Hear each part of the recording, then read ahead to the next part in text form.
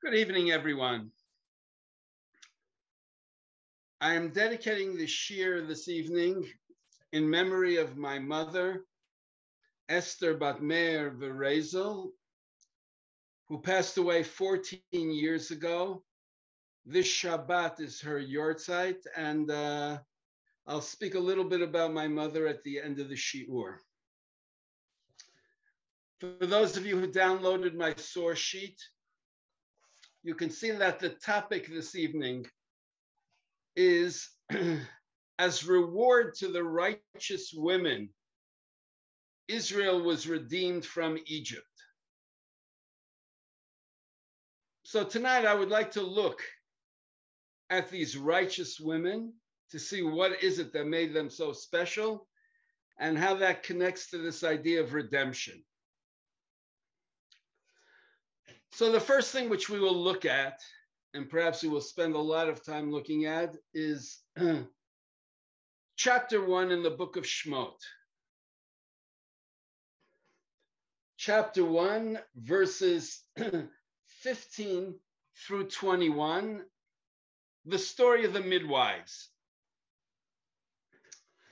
So you can either follow on my source sheet, this is reference number 2, or if you have a Tanakh, that might be even better. It says in this verse 15, and the king of the Egypt said to the Hebrew midwives, the name of one of whom was Shifra, the name of the second one was Pu'ah. He said, when you give birth to the Hebrews and you see on the birthing stool, if it's a boy, you shall kill him. If it's a girl, she shall live. And then in verse 17, it says, and the midwives feared God. They didn't do as the king of Egypt had told them to do, and they kept the children alive. So I'll stop for the moment. And perhaps it's worth giving a little bit of background to the story. We're told previously how after Joseph and his brothers and that whole generation had died, that in fact the Jewish people multiply at an incredible rate to the point where the land is filled with them. And in verse 8, chapter 1, verse 8, or I should say verse 9, all of a sudden Pharaoh says to his people, behold, the people of the sons of Israel are very numerous and powerful. Let us deal wisely with them, lest they increase. If war breaks out, they will join our enemies and go up from the land. Which means that Pharaoh, as the Jewish people seem to have this population explosion, is very concerned with the numbers and with the fact that because they are so numerous, that in the end, this will lead to some type of revolution. So that essentially Pharaoh needs to deal wisely with them in terms of limiting their numbers. And in fact, if we go on, starting with verse 11, so we see that there is a whole process which is set in motion, in effect, what we could call the process of the enslavement of the Jewish people. And it would seem the goal is to simply limit their numbers. And what seems to happen is that along the way, it's not working. And in fact, if we look at verse 11, it says, and Pharaoh put taskmasters on the Jews. And then the next phrase is, Leman anoto besivlotam, in order to afflict them in their burdens. And I will now quote a midrash, which some of you may be actually familiar with from the Haggadah, that what does it mean in order to afflict them? This refers to the fact of separating the husbands from the wives.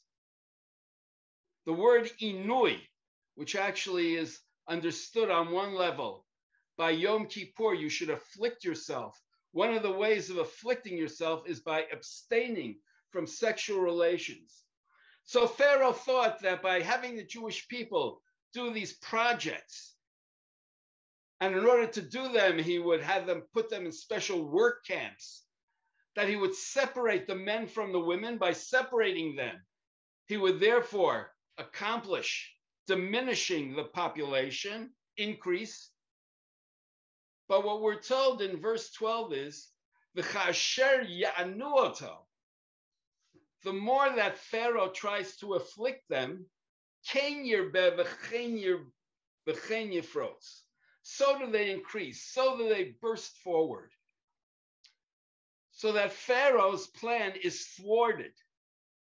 Rather than diminishing the numbers, okay, everything that he does seems to be causing a further, as I would say, population explosion. And then there's the next phase, where the Egyptians embitter the lives of the Jews, where they have them doing what we would call backbreaking labor, avodat parech. And I would add that that also does not seem to be achieving its goal, and I'll come back to that later. So that we enter a new phase, which is our section, where the king of Egypt turns to the Hebrew midwives, and he then has this plan of how he's able to diminish the numbers, in effect, asking them to kill all the boys at childbirth. And in that way, the threat will somehow be diminished. Now, you could say that it would have made more sense to kill all the girls, and that way you'll have, less babies being born. But it seems to be that it isn't just a question of diminishing the numbers, but specifically the numbers of men who are going to go out to war, who in the end may possibly topple his regime. So now let me get to our topic, which is, who are these women?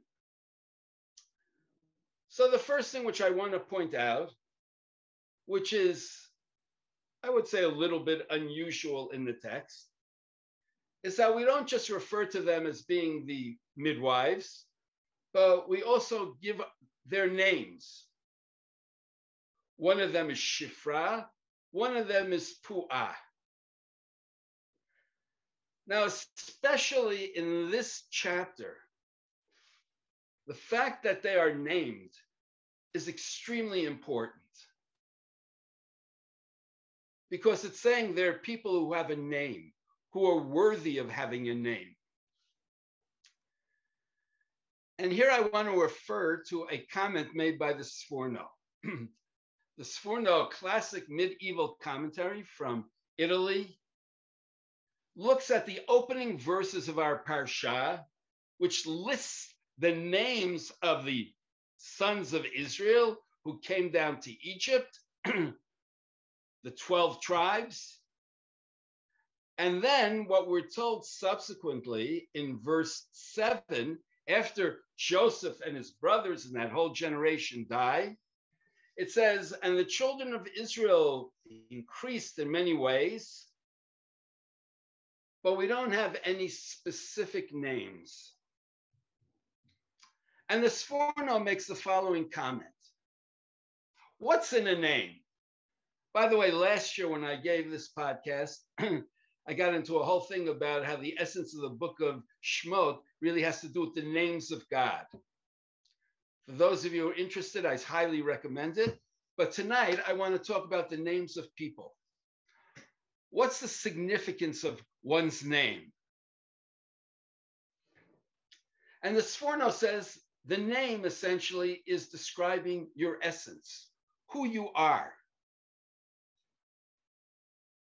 I always joke around and say that when my mother called me Meir after her father, but Meir means the illuminator.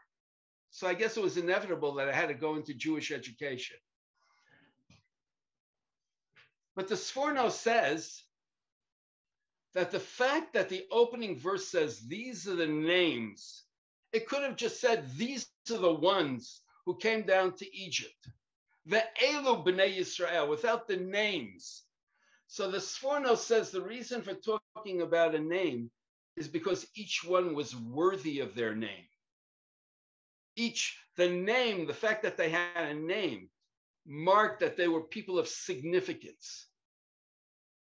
And then the Sforno says, and that's the difference between those individuals who came down to Egypt and then a whole generation that grew up in Egypt when we had the population explosion. We don't find anybody with a name. If I put it in slightly different language, it's we sacrifice quality for quantity.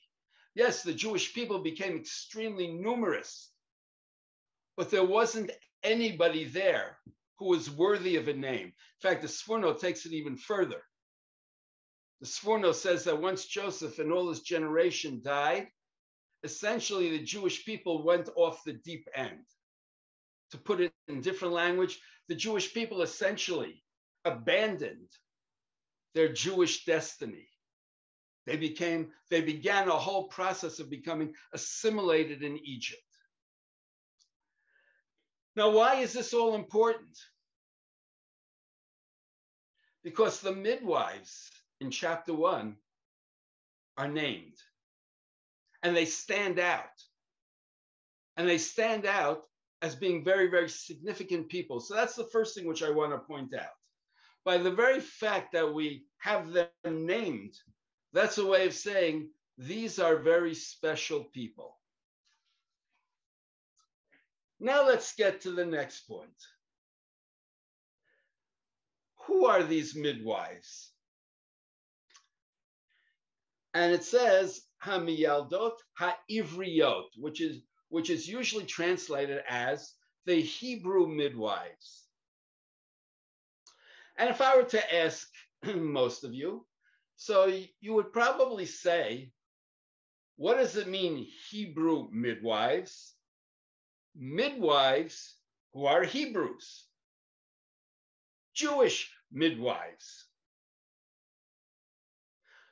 But you could also read it, especially in the Hebrew, as the midwives of the Hebrews, which doesn't necessarily mean that the midwives themselves are Hebrews. Maybe, in fact, these midwives are actually Egyptian. So I'll throw it out there. So what do you think? What would be more logical? Would it be more logical for Pharaoh to be turning to Egyptian midwives or to Jewish midwives? Would it be more logical to have Egyptians serving Jewish women who are giving birth, or to have Jewish women taking care of their own? And in fact, in true Jewish fashion, there's a disagreement among the commentaries. And I'll just say that the classic understanding among commentaries, and I would say this is true of most of the medieval commentaries, and it's in fact, I would say all the medieval commentaries, and it's based on a midrash, which we're going to see in a little while. And so on my sheet, I have it in the name of Rav Yosef Bechor Shor, who was from the school of Rashi, who says that the Hebrew midwives means the midwives of the Hebrews, but then he says, Mistama gam heim ivriot hayu. Okay, and it would probably make a lot of sense that these midwives should have been Hebrews. And he doesn't elaborate. And in fact, there's a midrash, which we'll see a little bit later, that identifies these midwives either as Moshe's mother and sister, Yocheved and Miriam, or Moshe's mother and sister-in-law, Aaron's wife, Elisheva. Interestingly, Rav Yosef Bechor Shor doesn't quote the midrash, but he just says it would make sense that they should be Jewish. And why would it make sense? Because your assumption would be that Jewish midwives are taking care of Jewish women who are giving birth. I'd even take it a step further. Why would Egyptians want to help Jews give birth? Okay, there might be a certain class clash over here. But you realize that if these women are Jewish, so then it begs the question, why is Pharaoh turning to them to do this? And probably the best explanation that I think you can give is because Pharaoh is very, very devious. And in fact, what Pharaoh is doing is in fact trying to infiltrate what you would call the ranks of the Jewish people to get collaborators, to have people who will assist him in his devious plan. And here perhaps is where I should really maybe highlight one point which I mentioned last year, the Ramban, and I urge those of you who haven't seen Nachmanides on this verse to look at it, and you could actually see this in my source sheets from last year. Nachmanides says that when Pharaoh begins the whole process of the enslavement of the Jewish people, he says, let us deal wisely. And he says that from beginning to end, Pharaoh is very, very devious. And one of the things which is absolutely critical to Pharaoh is that during the whole process, the Jewish people should not in any way have a clue as to what he's trying to do to them. And therefore, if his goal is to somehow decrease their numbers, how can he do it without them realizing that this is part of a plan? So he turns to the midwives, because the midwives can kill these babies without having anybody notice that the babies are being killed, because everything can be done under the guise of what we call natural process. All they have to do is, for a moment, put their hand over the mouth of the baby, smother them, not enable them to breathe. And then the babies will die. And who could possibly say that this was murder? Where's the evidence? And so therefore, Pharaoh is able to have his cake and eat it. He's able to kill these babies, to prevent the population explosion, and not have it being traced back to him. And if in fact someone discovers that the midwives actually did it, that's even better. Then he succeeds in pitting Jews against Jews. Because Pharaoh can always say, what do you want from me? It's your own people who are doing it to you. Now, what I've tried to do is to explain to you the position that holds that these midwives were actually Jewish and why Pharaoh would maybe turn to them. But there's another position which says that these midwives were actually Egyptian. And this position is adopted by a number of more modern commentaries, one of whom is the Malbim, who's a well-known commentary on Tanakh. And it's interesting how the Malbim phrases it. he says that in the verse, it doesn't say that Pharaoh commanded the midwives. If you look at it, it says, Vayomer la miyaldot. He says to the midwives. And in fact, that expression is very much parallel to what you have in verse 11. I'm sorry, not verse 11, verse 9, where when the whole process begins, it says, and Pharaoh says to his people. So there's a parallel between Pharaoh speaking to his people, Pharaoh speaking to the midwives. Pharaoh is not commanding his people at the outset. He's engaging them in trying to reach some sort of understanding, agreement. And the same is true with the midwives. And the Malbim says at the end, and why is Pharaoh talking to these Egyptian midwives? Because his assumption is that these midwives hate the Jews and would be just jumping for joy to be able to do this right now. Which means, according to the Malbim, it's very logical that if Pharaoh wants to now turn to midwives, who is he going to turn to? He's going to be turning to his own people, who he has convinced, right, of the Jewish threat, and who would be more than happy to help him in finding a way of dealing wisely with the Jews.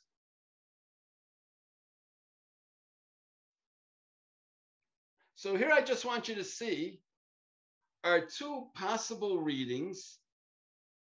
And I'll just say right now, personally, I'm very torn as to which one is the quote unquote right reading, because I really see both of these readings as being very, very possible in the text, and each of which have broad ramifications.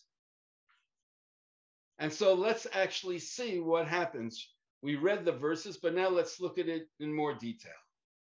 After Pharaoh gives his proposition, in verse 17, it says the midwives fear God, and they don't do as the king of Egypt had spoken to them, and they keep the children alive.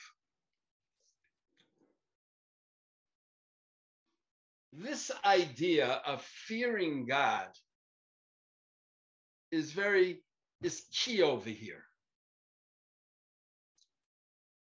And I want to just point out, it's really very interesting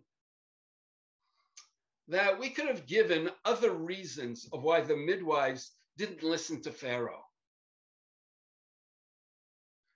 We could have said, which actually appears later on in the next chapter, which I don't know if we're going to get to, but when we get to Pharaoh's daughter, who saves Moshe, if you look at chapter 2, verse 6,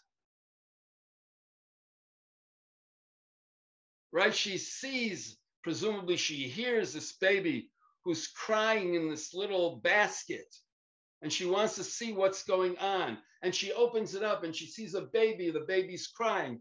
And what does it say? Vatachmol alav. She has compassion on him. I could have said that the midwives didn't do what Pharaoh wanted because they had compassion, which would have been very, very reasonable. In the same way, Pharaoh's daughter is compassionate. I could have said another explanation, which perhaps today, I think maybe it's looking through, as I said, 20th century, 21st century lenses. It could have been because of their professional credentials. Okay, the Hippocratic oath. In other words, as midwives, right? Their oath, Hippocratic oath, their professionalism demands that they should be now saving these children, bringing babies into the world. Okay, they're going against, okay, their what I would call professional ethics. But the Torah doesn't say it. The Torah says that the midwives fear God. And on a number of occasions, I think I've spoken about this concept of fearing God. So what does that mean exactly? Actually, later on in the book of Vayikra, in chapter 19, Parashat Kedoshim, the idea is, it says, V'yarei tamei Elokecha, you should fear the Lord your God, Ani Hashem. It says it a few times. And it's interesting that Rashi quotes a rabbinic comment there that says that anytime something is given over to the heart, it says you should fear the Lord your God. And what does that mean? Okay, and I want to apply it over here. If I am in a position where I can do something which I kind of know isn't the right thing to do,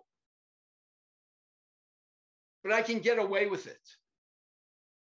And not only can I get away with it, but afterwards, if I'm actually even confronted, I can somehow explain it. And maybe I'll take it now even one step further, something which I could even rationalize to myself. This is the right thing to do. That's where the Torah says, fear God. Because you can fool yourself, you can fool other people, you can never fool God.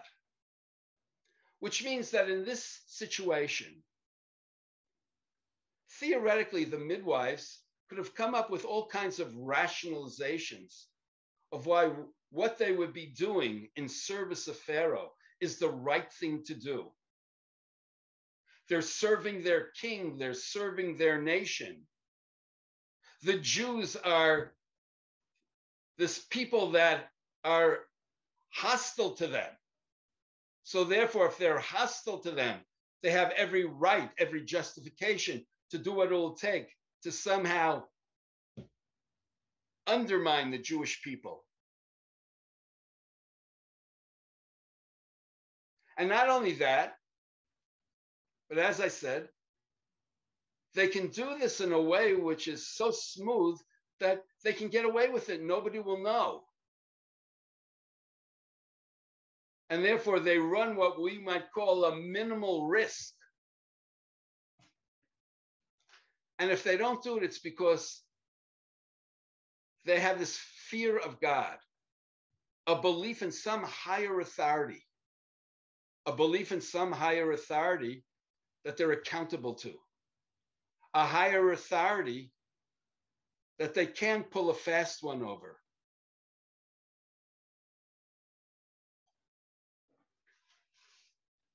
For someone to be a person who fears God, or maybe I should phrase it differently, to be given the title of someone who fears God, that can perhaps be the highest compliment that you can give to someone, that they have that heightened consciousness.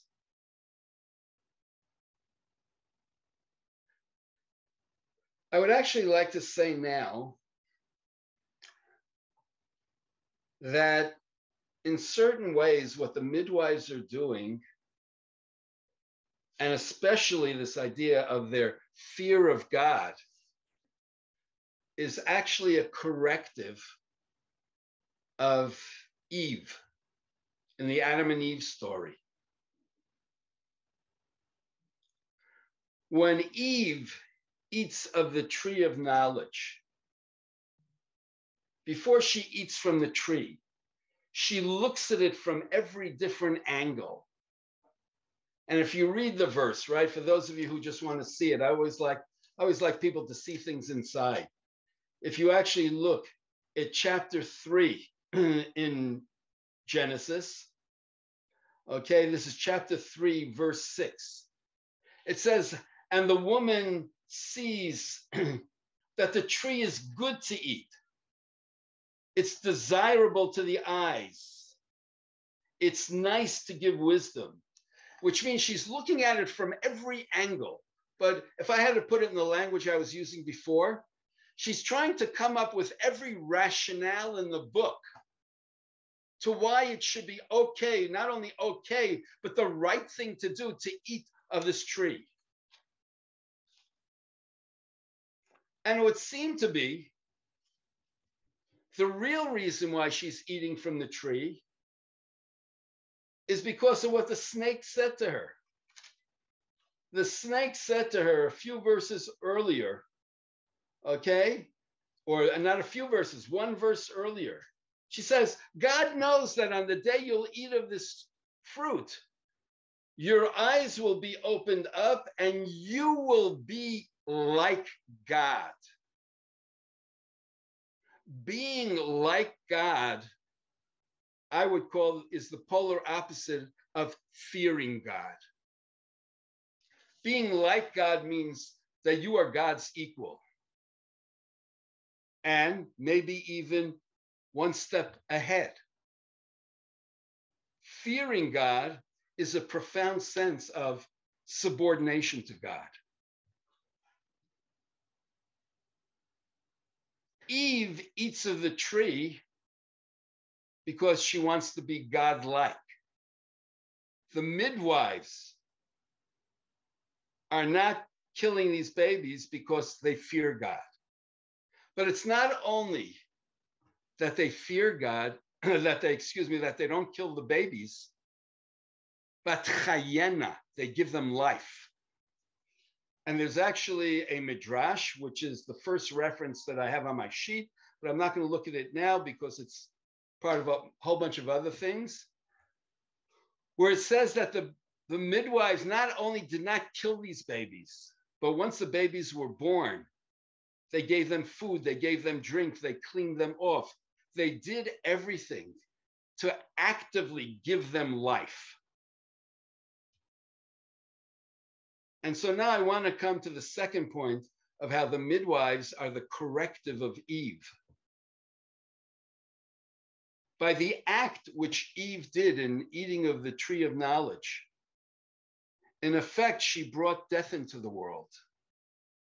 She brought pain and suffering in the world. She brought curse into the world. The land is cursed. The snake is cursed.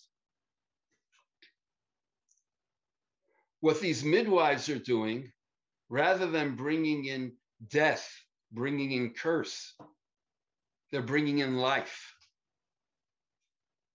And in fact, if you look right at verse 20, wait a second, let me just find it. Yes, verse 20. It says, and God did good to the midwives, and the people increase and become very powerful. Well, if you go back to Genesis chapter 1, the concept of being fruitful and multiplying and increasing is actually associated with blessing. This is chapter 1, verse 28. The fact that it says God did good to the midwives also kind of echoes chapter 1, where every time God does something, God says, and it is good. So that in many ways, what's happening here with the midwives is they actually become a kind of corrective on a certain level of what happened in the Garden of Eden. Here is a situation where rather than becoming godlike, rather than becoming attached to Pharaoh, and by the way, I would also add, there are some very interesting parallels between Pharaoh and the snake. So what's very, very interesting is that in this story, as I said, the midwives make this corrective. By the way, I just want to point out, it's also very interesting that another place where the idea of fearing God comes up is in the story of the Akedah, the binding of Isaac. God, I should say, the angel says to Abraham, when he's telling him not to sacrifice Isaac, He says, because now I know that you fear God, in that you did not hold back your son from me, which is actually very interesting. Abraham achieves the title of one who fears God when he is about to do an act of taking his son's life. The midwives are described as ones who fear God when they're promoting life. In both situations, there are ample explanations to go in the other direction, but each one chose the direction which they picked out of fear of God. In the case of Abraham, it was listening to that direct command of God.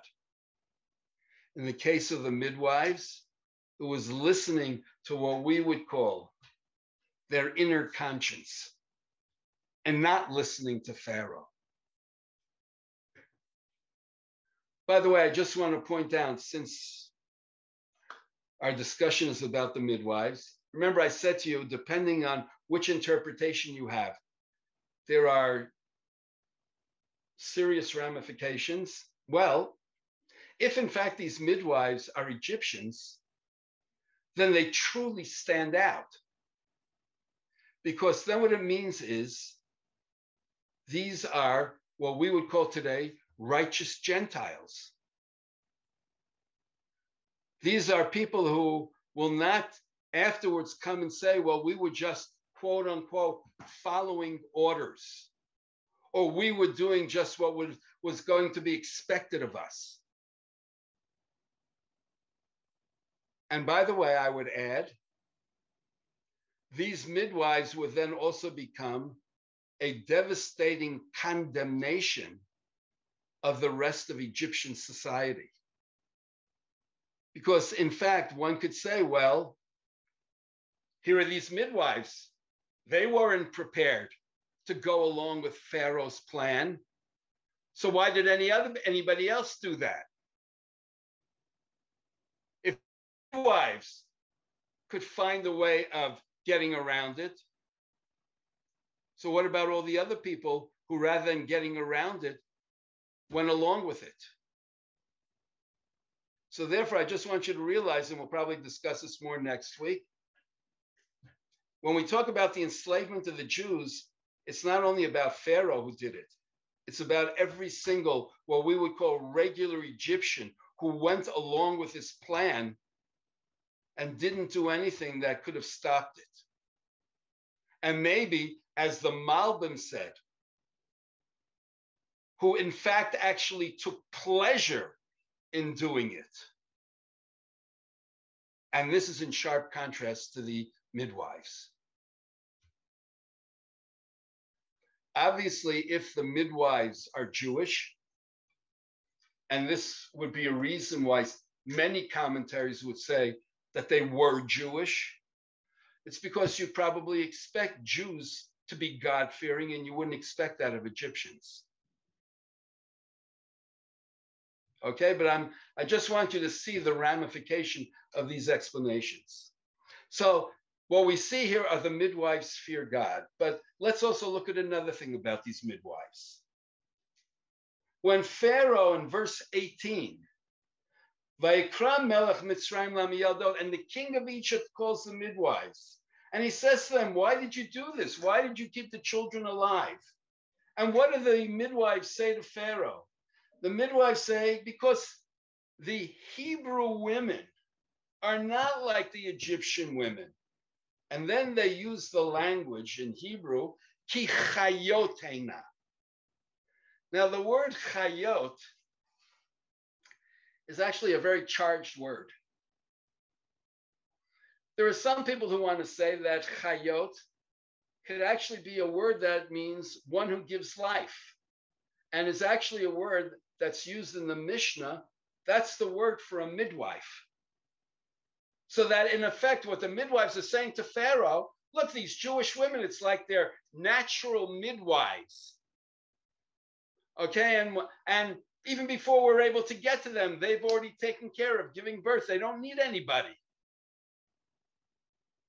And that's what they say. Before the midwife comes, so v'yaladu, they already give birth. Now, by the way, what they're now saying to Pharaoh also shows that they are very smart. And not only that, but they're able to beat Pharaoh at his own game. And what do I mean by that? Because if, as we've said earlier, a big part of Pharaoh's plan is to do things in a very secretive way, so that in no way is there a sense that there's a plan to somehow dehumanize the Jewish people, to somehow keep them in their place. Well, the midwives say to Pharaoh, well, look, you want to do this all in secrecy. But what can we do, right? In other words, they give birth, right, so quickly that by the time we get there, they've already given birth. And if we would then do something, right, it would no longer be secret. So what they're able to do is to, in effect, speak to Pharaoh in his language, to beat him at his game, to outmaneuver the master maneuverer. So that it's not only that they fear God, but they're very, very astute. They know how to read a situation. They know how to play the game, and in the end, to get what they want. And by the way, Pharaoh has no response to what they said. What can he say? In the end, they're not imprisoned. Nothing happens to them. But even more than that, they get the last word, which also says a lot about these midwives. It's not only a question of being religious, spiritual, God-fearing people, but they also know how to operate in a world of real politics and how to be able to, in effect, deal with Pharaoh on his terms, on his turf, and to be able to triumph.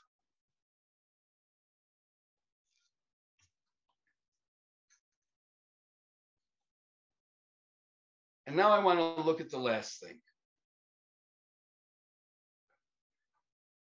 It says, and God did well, in verse 20, to the midwives, and the people increase and become very powerful. You know, that phrase is really very, very interesting. What is this God doing good to the midwives? It's essentially God doing good to the Jewish people. But yes, it is God doing good to the midwives. Because God is, in effect, enabling what the midwives tried to do to come to full expression. And this, I think, becomes a very important theme in many situations. That as human beings, we do whatever we can possibly do. But ultimately, what will happen is in God's hand. The midwives, they are trying to do everything which they can to save these babies. And what God does is to reinforce what they did. That not only are these babies saved, but the Jewish people increase, and not only do they increase, they become powerful. So that the greatest good which God can do to someone is to bring to full expression the work of their hands. And that's what happens with the midwives. But then there's a second thing. Because they feared God, which is interesting, and not because of saving the babies, then they are given a personal reward. And what's the personal reward? Vayas lahem batim. God gives them homes. Now, you have to understand that giving them a home, I mean, in Israel, right, especially today, we'd say that for a lot of young couples, right, the fact that you're able to get your own apartment, right, that's a big deal. So here is God, because there's a shortage of apartments, right, available. So God is making sure they're able to, win the lottery and get an apartment. But that's not what it means. A home is a family, but it's even more than a family. In Arabic, there's a word chamula, right? It's an extended family. It's perhaps what we could say a whole dynasty. And in fact, this becomes actually one of the reasons why, as I said to you before, the Midrash or a Midrash sees the midwives as referring to Yocheved and Miriam or Yocheved and Elisheva. And so for those of you who have my source sheet, right, it's if you look on the third page, I think it is, somewhere towards the middle, bottom of the page, it says there's an argument between Rav and Shmuel as who to these midwives were. And as I said, they mention Yocheved and Miriam, Yocheved and Elisheva. And then what they say is that it came to pass, the bottom, that because the midwives feared God, that he made them houses. So Rav and Shmuel disagree. One says that God gave them the houses of the priesthood and the Levites, meaning the priests and the Levites descended from the midwives. And that would be according to the interpretation of Yocheved and her daughter-in-law, Elisheva, the wife of Aaron. So it's as if Yocheved has the Levites who come from her. Elisheva has the priests who come from her, although you could say the priests also come from Yocheved. But then there's the other interpretation which says that it was Yocheved and Miriam. And if that's the case, so then they say that Miriam actually founded the Davidic line. And this is based on certain verses from Chronicles. I'm not going to get into that right now. But what I want you to see is it's the idea that the reward to these women is that they themselves not only have children, but they found a whole line. And the idea of a bayit is for all generations. Remember, I started the shir by saying the women have a name. And that echoes the beginning of the opening verse, where it talks about the names of those who came down to Egypt. Well, if you actually go back to the opening verse in the Parsha, it says, these are the names of the Jewish people who came down to Egypt: Jacob, a man, ubeito, and his home came. Which means that all those people who came down to Egypt, the names, because we go on to list then Reuven and Shimon. So it's not just they were the ones who came down, but each one came down with a household. Each one then created a whole tribe. And in the Tanakh, generally, when you talk about a dynasty, you talk about a tribe, it always goes through the men.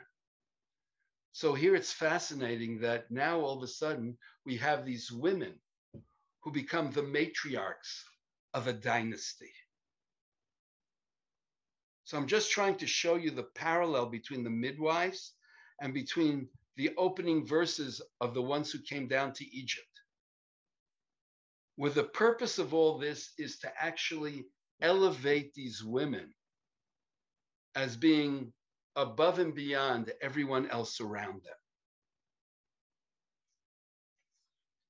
Now, as always happens, my time tends to run out very quickly. So I want to now look at a midrash which appears in Masechet Sotah, and that's the first reference that I have on my sheet. And I just want to point out, it's fascinating that in Masechet Sotah, a tractate which deals with a suspected adulteress. We have almost 2 pages of Talmud, maybe a little bit less, I should say, that go into a very, very detailed exposition of the opening 2 chapters of our Parsha. And I picked excerpts from it. So if you look at my first reference, and this is the title of the shir, Rav Avira taught, and here it's translated as in the merit, okay, of the righteous women. I actually translate it as reward, because the word in Hebrew is beschar, which means the payment to the righteous women. And in fact, if you look at that whole section in the Talmud, you'll see that it's part of a much larger section which deals with a very fundamental theological principle of what's known as measure for measure, or what could be called reward and punishment. And so that it's very appropriate that within that whole discussion about measure for measure, reward and punishment, that we talk about the reward of the righteous women. And it says, in the merit of the righteous women that were in that generation, the Jewish people were redeemed from Egypt. And now let's look at the story. At the time when these women would go to the river to draw water, the Holy One, blessed be He, would materialize for them small fish that would enter into their pitchers. And they would therefore draw pitchers that were half filled with water, half filled with fish. And they would then come and place 2 pots on the fire, 1 pot of hot water for washing their husbands, and 1 pot of fish with which to feed them. And they would then take what they prepared to their husbands to the field, and would bathe their husbands, anoint them with oil, feed them the fish, give them to drink, and bond with them in sexual intercourse between the sheepfolds. And I'll just skip the whole quote. And let me just skip. And then I'm going to skip after it says Psalms 68:14, but the second time it says it. And when these women would become pregnant, they would come back to their homes. When the time for them to give birth would arrive, they would go give birth in the field under the apple tree. As it is stated, under the apple tree I awakened you, from Song of Songs. And the Holy One, blessed be He, would send from the heavens above an angel who would come clean and prepare the newborns, just as a midwife prepares the newborn. And again, I'm just going to, for the sake of brevity, skip the quote.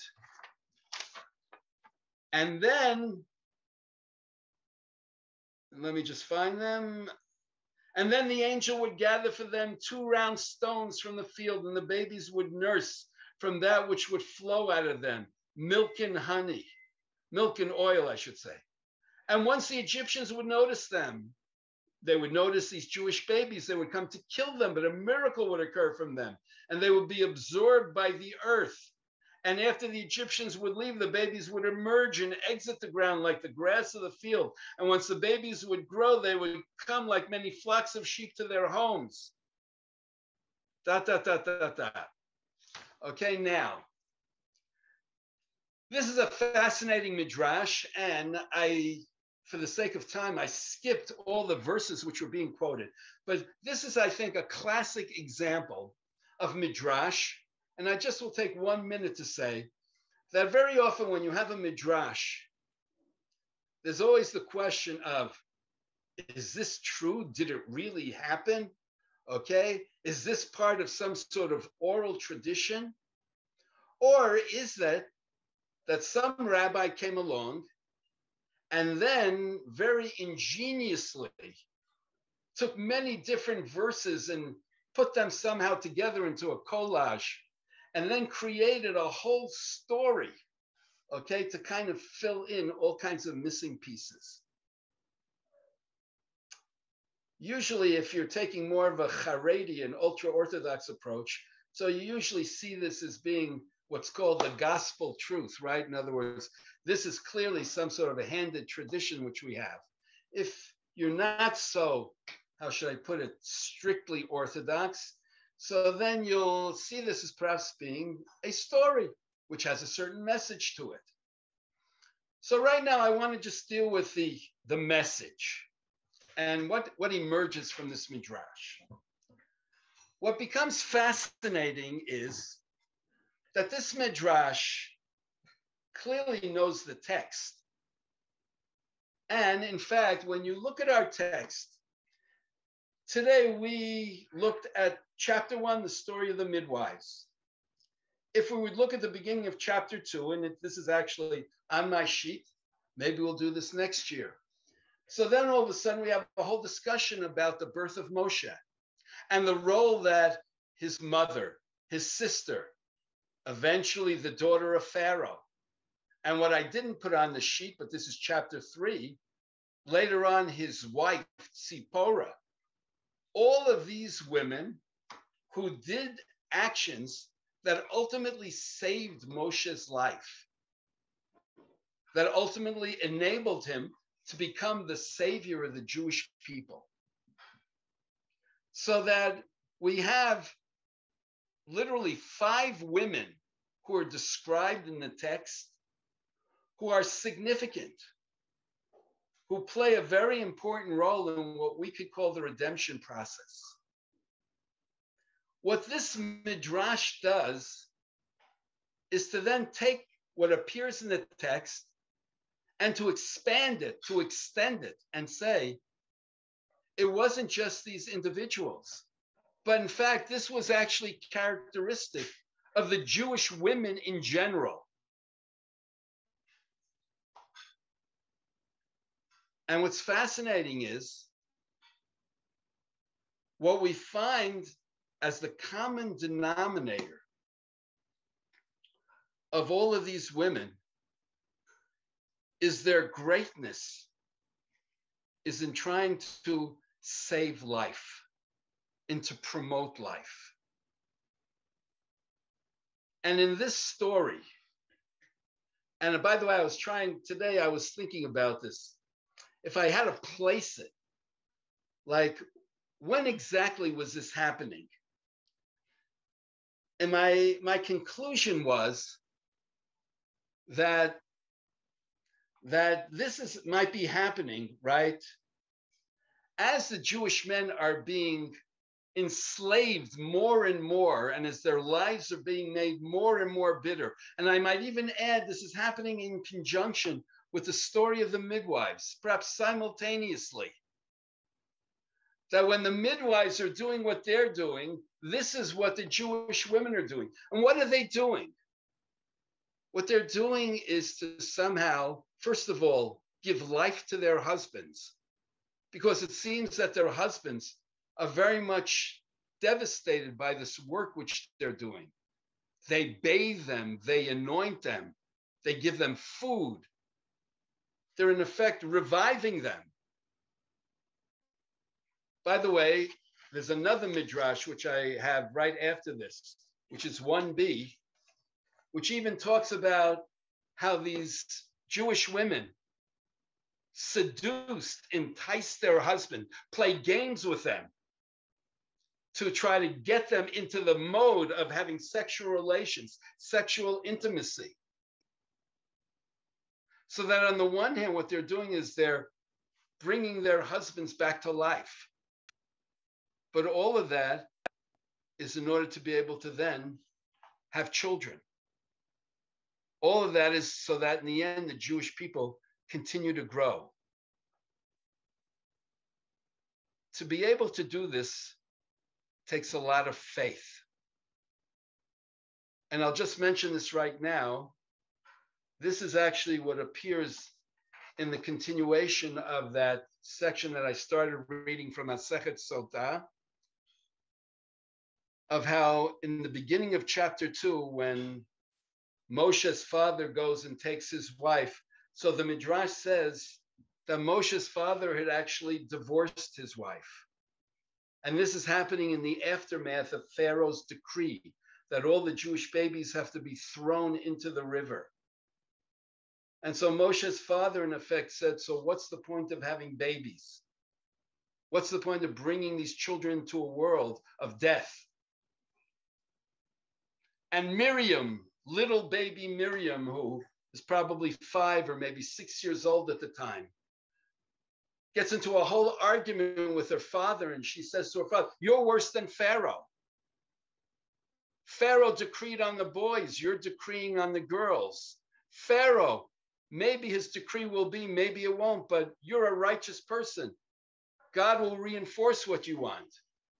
And she eventually convinces her father, you can't throw up your hands. You can't just be in despair. You have to have that faith in the future of the Jewish people and continue to live and continue to bring life into the world. So that's the image of which the rabbis are portraying, whether it be in terms of the Jewish women in general, whether it be later on in the story of Miriam. That in a world, right, which seems to be overwhelming and where it seems a world which very easily can lead one to despair, how does one still maintain their optimism? How does one still maintain their sense of the importance, the sanctity of life, the vision of life? And according to the Midrash, this is what the women were doing in Egypt. Last year in my podcast, I spoke about exile and redemption. And I mentioned that exile and redemption are not geographical realities, right? Exile meaning you're distanced from the land of Israel. In redemption, you're in the land of Israel. But I said exile and redemption are existential realities, which have to do with one's closeness or distance from God. The more that one is distant from God, they're in a state of exile. The one more that they're in proximity to God, they're in a state of redemption. What I'd like to add this year is that exile and redemption may also have to do with life and death or death and life. The more that one is actually living their life and preoccupied with life, they are in a state of redemption. The more that one is preoccupied with death, they are in a state of exile. And the two go together because God is the source of life. Clearly, the closer you are to God, the more you are in contact with life. The more you are distant from God, the more that you're experiencing death. I also spoke about this idea of being distanced from yourself or from your divine image. The more you're distant from your divine image, you're going through the motions of life, but you're not really alive. So that's why there is a connection between this, how should I put it, preoccupation with life and redemption. And this is the story of not only the midwives, not only of Miriam and Yocheved, but according to the rabbinic understanding in a number of places, this was the story of Jewish women during the time of the enslavement in Egypt. And it's in their merit that in the end, the Jewish people were given that lease on life and eventually brought back to the land of Israel. So with your permission, I just want to say 2 things about my mother. And I know that there are some people here who actually knew my mother, so I'm sure it will resonate with you. My mother lived through the Holocaust. She witnessed a very extensive family who were killed. She literally saw her sister being shot by Ukrainians who were hunting them in the forest when she was 10 feet away, but somehow out of range. My mother at the time after the war, And my parents were married. They were separated during the war because my father was taken into the Russian army. And when they were reunited after the war, they very much wanted to come to Israel. They didn't because, as my mother said, she didn't survive the Holocaust to die on the way to Palestine. It took them a number of years until they came to America. And pretty much very soon after they came to America, I was born. Unfortunately, my mother, when I was born, was older. She was in her late 30s, early 40s, and I imagine that also because of the trauma which she had experienced. She had a very difficult pregnancy and birth, and the doctors prohibited her from having any more children. For my mother, that was perhaps an equal tragedy in her life, that she couldn't have more children, because her dream was that when she came to America, she would somehow replenish what was lost.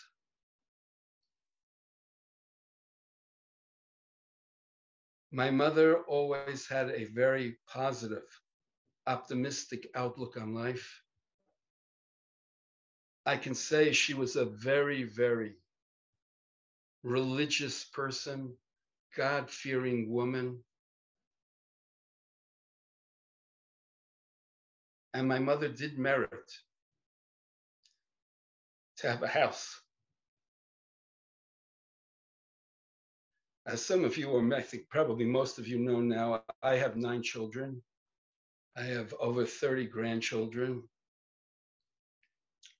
My mother lived to see my 9 children. She also lived to see 10 grandchildren. She lived to see it in Israel. She actually lived with me for the last 8 years of her life in my house. So that in many ways, the shiur which I gave today is a true reflection of my mother. And I'll just say the last thing, which I always say. When I grew up in America, my parents really scraped to make a living. They were immigrants. They didn't have any education. My parents never went on vacation. They never went out to restaurants. The little money which they saved, they used to send me to yeshiva to get a Jewish education. And it was really my mother who did it, because my mother said that it's extremely important. She felt that I should be an educated Jew and decide for myself what I'll do with that.